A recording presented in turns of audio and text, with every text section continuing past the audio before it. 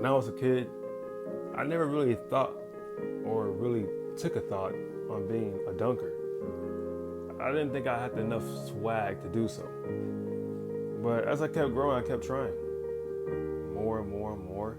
I seen people who were shorter than me, and I was like, well, if people who are shorter than me can dunk, why can't I? And that right there was my first dunk. After that, I kept trying to get a little higher than that, and I started pursuing it. Actually taking the thought that, maybe in my mid-20s I could be an elite dunker. I could probably have a 45-inch vertical, maybe. So I'm here to help you for the beginners who's learning on how to dunk. What's the best tips? What's the best ways to get your first dunk? Stretching is number one, okay? You want to stretch. Stretching is highly important. Now, I didn't know this, and because I didn't know, I had tendonitis in my knee. As you see in my dunking videos, that was 9 months ago. I didn't dunk again because I had tendonitis in my knee. I started getting bad knees, and my knees started hurting because I did not stretch. Now, you're going to see in around 3, 2, 1.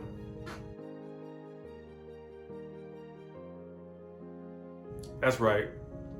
I squat a lot of weight. Back when I was in weight training, I did a lot of leg work, not a lot of upper body work. Even though I did a lot of body work, I twice the overload my legs, and I did a lot of squats to where on an average day I would squat about 185 to 210, and my max is about I don't remember, but it's around 260. From 260 to 285 is my max. Yeah, it's a lot of weight. And because doing that, I did stretch, obviously in class, but not after class, not as frequent as I should be stretching. And I didn't really take in the importance of that. And because of that, that's what happened. And, doing squats, dunking, putting all that pressure on your legs, it brought tendonitis, and I had to really rehab myself, rest a lot, stretch a lot to build and strengthen my muscles around my knees, my quads, hamstrings, and all that. And now I'm 100% healthy again after that. So I will be doing dunks again, and I will be going, being more careful and more aware of that.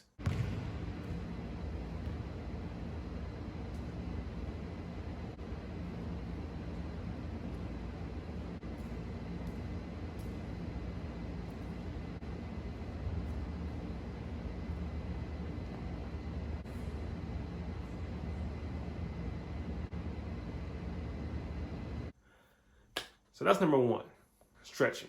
Tip number two, workouts for your legs. Now, there's different type of workouts you could do. There's lunges, there's calf raises, groin squats, just regular squats, squat jumps, all those calf raises, lunges, squat jumps.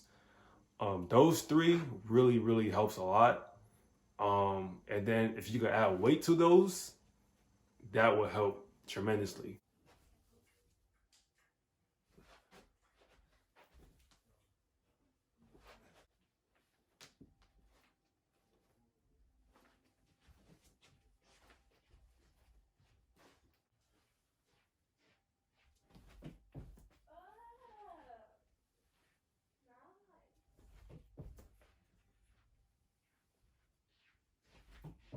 Very important, and you will see a drastic change to your bounce.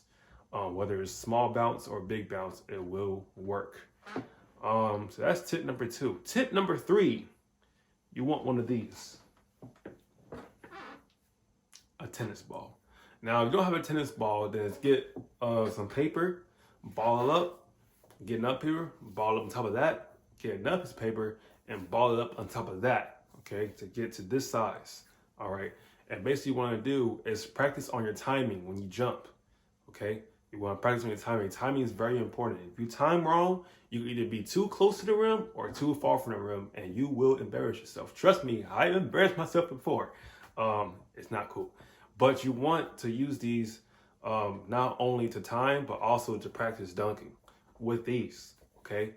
Obviously, this and a basketball is definitely a huge change, but this helps your timing, okay? Off of 1 foot, off of 2 feet. Tip number 4 will be vertical jumping, okay? Practice vertical jumping, trying to touch the rim. Now, when you practice vertical jumping, if you could touch the rim, then when you go into your dunk, when you're actually like on a fast break or running up to it, you will definitely get a much higher vertical if your vertical jump can touch the rim. And you keep practicing that over and over and over again. Those are very, very key points. Vertical jump does help a lot. It's kind of like squat jumps, but you jump in just the max you can jump.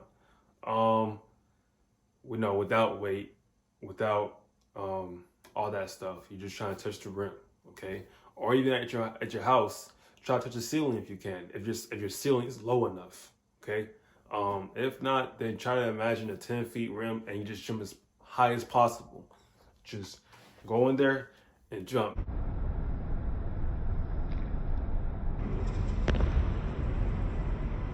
Tip number 5 is do not slow down your speed when you're about to dunk.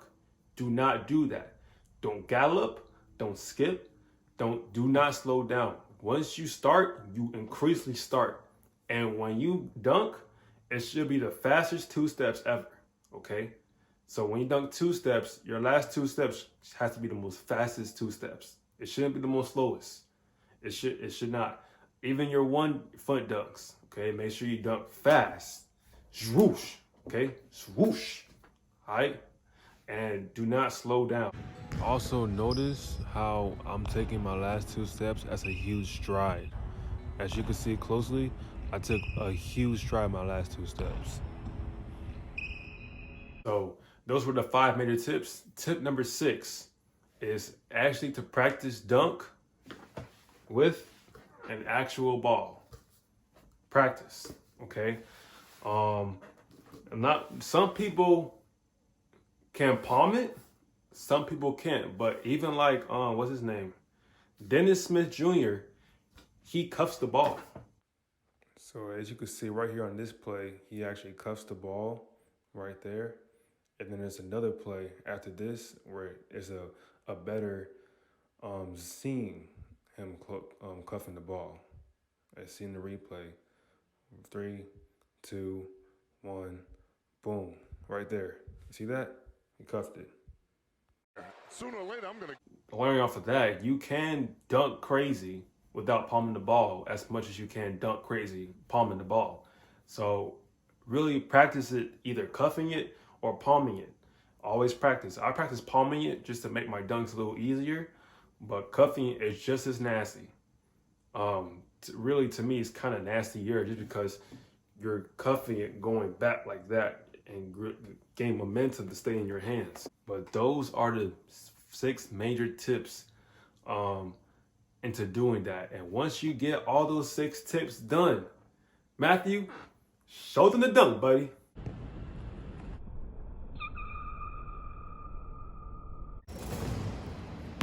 I hope these tips helped you into getting to dunks, and I hope that watching this video has inspired you more into dunking. And just know one thing, when I was a kid, I never thought I'll be able to get to this level of playing, to even be able to dunk, all right? And the fact that I can just says that anybody else can do it. As long as you put your mind to it, you can do it, okay? I'm just a beginner just as much. I'm just as much a beginner. I'm still learning. And I plan on being in my mid-20s dunking like crazy. I'm 19 now. I won't be dunking like crazy. Now, I know I'm a late bloomer. Sometimes they're just late bloomers. But that doesn't mean that you won't be the first place to finish the race. Okay? You could be the last person to start the race. That doesn't mean that you won't be the last person.